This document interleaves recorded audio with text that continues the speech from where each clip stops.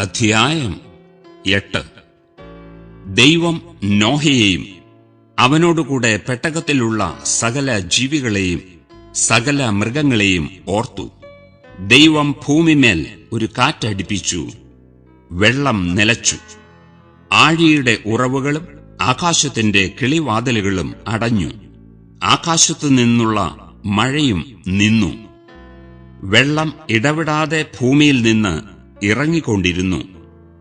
150 ദിവസം കഴിഞ്ഞ ശേഷം വെള്ളം കുറഞ്ഞു തുടങ്ങി.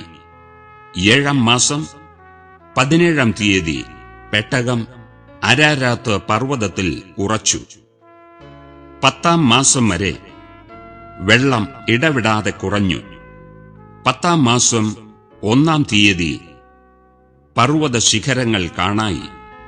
40 ദിവസം കഴിഞ്ഞ ശേഷം നോഹ തൻ പെട്ടകത്തിന് ഉണ്ടാക്കിയിരുന്ന കിളിവാതിൽ തുറന്നു.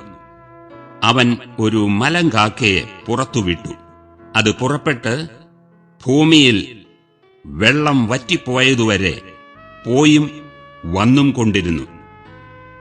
ഭൂമിയിൽ വെള്ളം കുറഞ്ഞുവോ എന്നറിയേണ്ടതിന് അവൻ ഒരു പ്രാവിനെയും തന്റെ അടുക്കൽ നിന്ന് പുറത്തുവിട്ടു.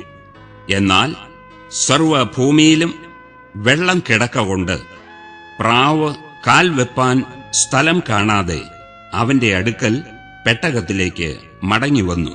അവൻ കൈ നീട്ടി അതിനെ പിടിച്ചു, തന്റെ അടുക്കൽ പെട്ടകത്തിൽ ആക്കി. 7 ദിവസം കഴിഞ്ഞിട്ട് അവൻ വീണ്ടും ആ പ്രാവിനെ പെട്ടകത്തിൽ നിന്ന് പുറത്തുവിട്ടു. പ്രാവ് വൈകുന്നേരത്ത് അവന്റെ അടുക്കൽ വന്നു. അതിന്റെ വായിൽ അതാ ഒരു പച്ച ഒലിവില. അതിനാൽ ഭൂമിയിൽ വെള്ളം കുറഞ്ഞു എന്ന് നോഹ അറിഞ്ഞു.